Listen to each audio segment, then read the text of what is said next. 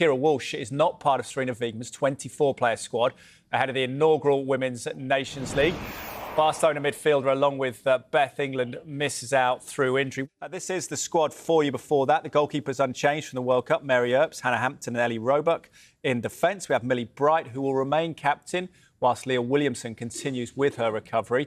Lucy Bronze, Jess Carter, Niamh Charles, Alex Greenwood, Esme Morgan, Maya Letizia returns after being on the reserve list, and Lotte Wubben-Moy. As for the midfielders for England, Laura Coombs, Jordan Nobbs, Jess Park returns after withdrawing through injury, and standby Lucy Staniforth. Georgia Stanway already in action this season for Bayern Munich, Ella Toone and Katie Zellum. Up front, last season's WSL top scorer Rachel Daly, of course, used on the left-hand side for England, has been called up along with Lauren Hemp, Lauren James, Chloe Kelly, Katie Robinson and the star striker for many, Alessia Russo, at that World Cup. Sarina Wiegman talking about the Luis Rubiales situation involving Spain. Are you still disappointed this is still ongoing and that it's still having an effect on the Spanish national team? Well, I think what I said there too, I think what I want to talk about now is that we have to celebrate football and that we should celebrate the players, the Spanish players who won the World Cup, and we hadn't been talking about that at all.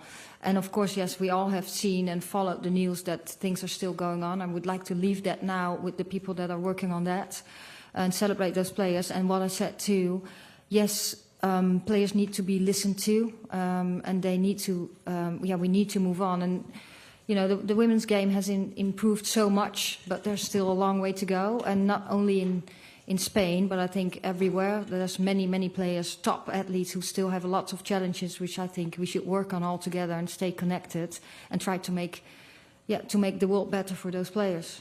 The English game isn't immune to sort of problems. Obviously, we're talking about bonuses going into the World Cup, so are you expecting that conversations to take place amongst the players and the FA coming into this camp? Yeah, of course, the players said, I'm not involved in those conversations, but the players and the NFA said they didn't get an agreement before the tournament, so they agreed to disagree, and then start the conversations again after the World Cup. And yeah, what I said, there's been such a short turnaround that those conversations will start again, and I'm very positive that will have a good outcome. Hi Sarina, Tom Gary from The Telegraph. Nice to see you. Just to follow on from that question from Anton, are you quite hopeful that those discussions can be resolved amicably and quickly? Yeah, I'm very hopeful. I'm very positive. Because I think the environment has been good. The way that they have been talking to each other has been really good. I just need a little more time. And I think just take the time and get some good solutions. And the people who are involved with the FA and the players are in good communication. Could I also please ask you about the timing of these games and the fact that there's this break for the international fixtures before the English season starts? Are you worried at all about the calendar and perhaps how short a break some of your players had before they resumed to their clubs after the World Cup? Yes, I am very worried. I was worried before the World Cup, and we knew this was a very short turnaround, and it's a bigger thing. So we are talking about the calendar. And that we really have to get connected with FIFA, UEFA, the federations, and that we have to make that better. And of course the game is growing, which is really good. We see the improvement of the game, but also like there's commercial things coming into the game, which is good. But it has to grow together, and players need some rest too. And yes, next week they come in, and some players only had 6 days off, which after such a high level, high pressure competition is not good for them, and that has been going on for a long time because we have major tournaments in the summer all the time. So the urgency to solve it and to make it better is really high. And yes, so next week players will come in, and we first have to see how they are physically. They will be okay, and we have to get them fresh. And do everything to do that, because you can't just separate the mind with the physical part. So, yeah, that's going to be a challenge. Thank you. Thanks, Tom. Yep, we'll go to Rob. Hi, Rob Harris from Sky News. Just wondered if you feel now really reinvigorated, and if the Olympics is now a big mission to try to win, and are you going to have any talks about extending your contract through to the next World Cup? You used 3 questions in one sentence. Well, first of all, we start with the Nations League, which is the first one ever. So that's pretty exciting. So there's more competitive games. And you have to do really well in the Nations League to qualify for the Olympics, because that's a really hard one. You have to finish first in the group, and then you have to be with the first two. Or if France gets into the final, then you can become third. You can finish third. So that's a hard one, but that's obvious. We want to qualify, as of course the other countries want to. And second, you're talking about my contract. I have a contract until 25. We know we are happy. I'm happy here, and I think the FA and the players are happy that I'm here, and we're working really good together, and hope we keep doing that. And yes, we have conversations, but we always do, because we did after the Euros, and we do now too, but it has been such a short turnaround. We last heard you in Monaco, and you dedicated your award to the Spanish players. Have you heard from any of those players at all since that powerful speech? I've heard from, well, of course, at the evening, Aitana Bonmati was there, so we spoke a little bit, and I heard from the English players. Yeah, I just felt that it was good to do, and I still feel that was the right thing to do. Do you hope more people in the game speak up, so it's not left just to female leaders like yourself to speak up, that some of the men speak up? And you talked about the cultural change. What is the change that you hope for that will improve things in football for women? I think lots of people have spoken up. I think male and female, and I hope we keep doing that. But for us, of course, it always starts with performing. We are here, we're professional football, or, well, I'm a professional coach and we have professional footballers, so what we're working on is really performing at the highest level. So we have the visibility, and then you have the platform, and especially in the women's game, we feel the urgency that we can use that platform to hopefully make the world a little bit better. Thanks, Rob. Go to Molly. Thank you. Hi, Sarina, Molly Hi. from The Times. You were speaking to Tom there about the calendar congestion, and I guess for you as a coach, and also for maybe some of the league coaches, are you going to have to take matters into your own hands by maybe rotating more, or just maybe not being able to play the exact team that you'd really like to play because they've just played too much, they haven't had enough rest? Yeah, it's really like, of course, you have the team and you want to perform at the highest level with the team. And what you also want players to be fresh. And for us, for me, together with my staff, with all the expertise we have in the staff, it's balancing too. Okay, is this player still fit enough, fresh enough to play the game? Please, excuse me, can you move a little bit because I can't see her anymore? We just go this and that all the time. Thank you.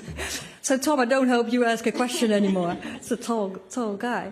But yeah, so that's balancing, and it has been it's so intense. And as I said before, players are not robots, and they really want to perform. So they will always show up.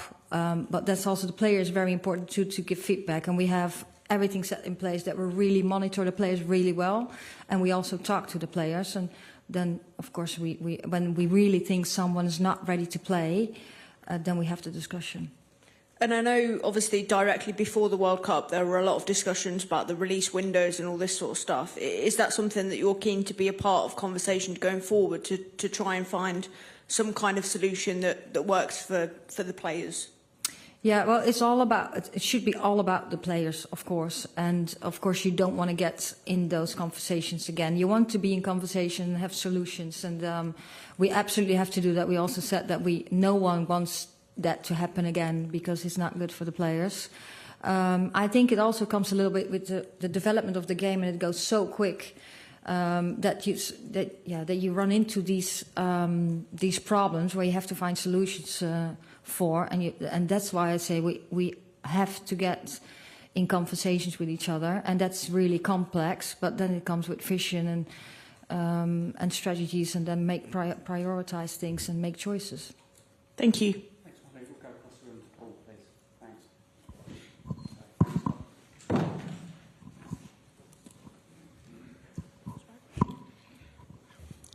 Thanks, Sarina. You've obviously got this new competition now.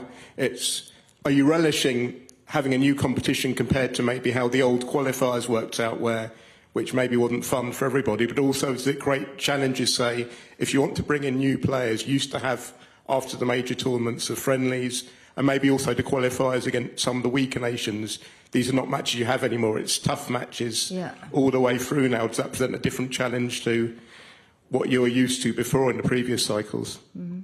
Yeah, it's absolutely a challenge, but I think it's also good for the game because when you start the game, it should not be known already what the score would be or already known that the team was already going to win. So it should be competitive. So I think that's really good.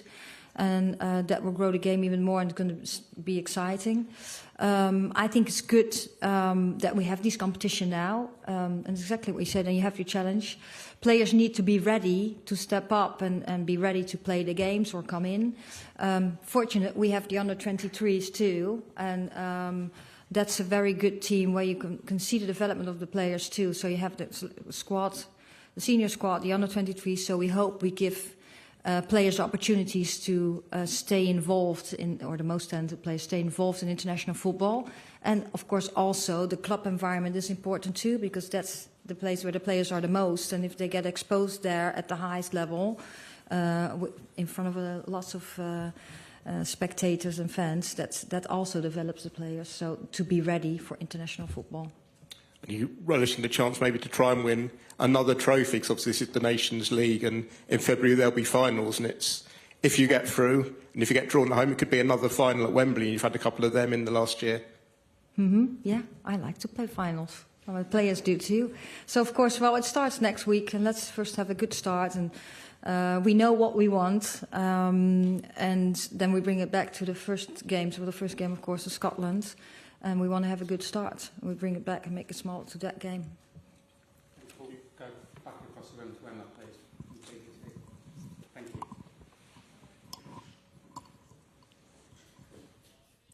So that is Sarina Wiegman, then England women's head coach, reflecting on the World Cup, building up to the Nations League, begins against Scotland, as she says, a week on Friday at the Stadium of Light. Did make some welfare observations about her players, had 6 days off, she said, before returning to training ahead of the WSL. See how they will be physically and whether they can get them fresh next week when those England players joins up as well. Talks of extending her contract significantly after that performance in the World Cup off the back of winning the Euros. So a lot of talk of interest in Wiegman from within the women's and indeed the men's games, but talks of extending a contract with England, said we're both happy with each other, crucially.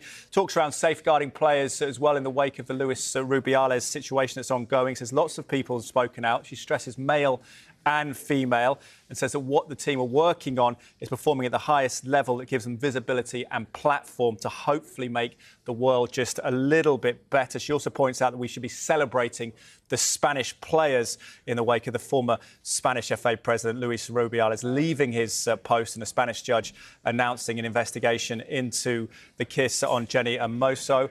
Says that she's hopeful and positive as well. Another significant issue around the England women's, that there will be positive situation around the bonuses around England. We'll be quickly reaching some news on that. So that's Sarina Wiegman, the England women's head coach.